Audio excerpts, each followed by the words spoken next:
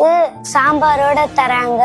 செவ்வாய்க்கிழமை வந்து கிச்சடி, புதன்கிழமை வந்து பொங்கல், வேலைக்கிழமை கோதுமை உப்புமா, வெள்ளிக்கிழமை வந்து ரவை உப்புமா. எது ரொம்ப பிடிக்கும் உங்களுக்கு? பொங்கல், அப்புறம் கிச்சடி பிடிக்கும். கிச்சடி பிடிக்கும். வீட்ல நல்லா சாப்பிடுவாங்களா, ஸ்கூல்ல நல்லா சாப்பிடுவாங்க? ஸ்கூல்ல நல்லா சாப்பிடுவாங்க. சமையல் செய்யறது இல்லை, ஏன்னா நான் 4 மணிக்கே எழுந்து காய் வியாபாரத்துக்கு போயிடுவேன். நான் போனேனாவே நான் வர்றதுக்கே 12 ஆயிடும். அதனால 5 ரூபாய் கொடுத்துட்டு போயிடுவேன். கடையில 2 இட்லி தான் வாங்கி சாப்பிட சொல்லுவேன். அதுலயும் மூடி வச்சுக்குவாங்க. கொஞ்சம் எதனா செஞ்சு கொடுக்கலான்னு பார்த்தா கூட டைம் இருக்காது. அதனால இது வந்ததுல இருந்து கரெக்டா வந்து 8:15 வீட்டுல இருந்து கிளம்பிடுவாங்க.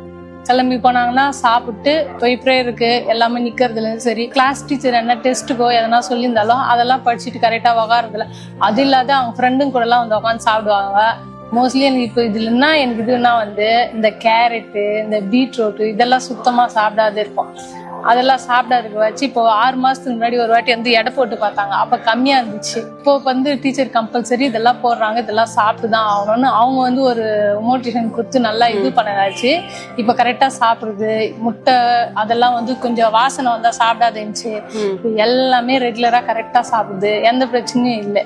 அம்மா காசு கொடுத்துட்டு போயிட்டு இருந்தாங்க இவ்வளவு நாள் சாப்பிடுறதுக்கு, அதை வாங்கி சாப்பிடுறது கிடையாது. அப்போ சாப்பிடுறோம். அவ்வளவு பிடிக்காது அது. சாம்பார் நல்லா இல்ல. ஸ்கூல்ல இப்ப வைக்கிற சாம்பார் நல்லா இருக்கா? அது எப்படி இருக்கு, இது எப்படி இருக்கு? அது கொஞ்சம் நல்லா இல்ல, இது நல்லா இருக்கு. யார் இது உங்களுக்கு கொடுத்தாங்க? முதலமைச்சர். சரி, முதலமைச்சர்ட்ட என்ன சொல்லலாம்? எனக்கு ரொம்ப பிடிச்சிருக்கு, நான் ரொம்ப ஹெல்தியா இருக்கேன். முதலமைச்சர் ஐயா நன்றி. தமிழ்நாட்டில் இருக்கக்கூடிய எல்லாரையும் எப்பாடுபட்டாவது பள்ளிகளுக்கு அழைச்சு அவர்களை படிக்க வைக்கணுங்கிற காரணத்திற்காகத்தான் காலை உணவு திட்டம் உருவாகி இருக்கு. நம்பினால் நாளை உண்டு.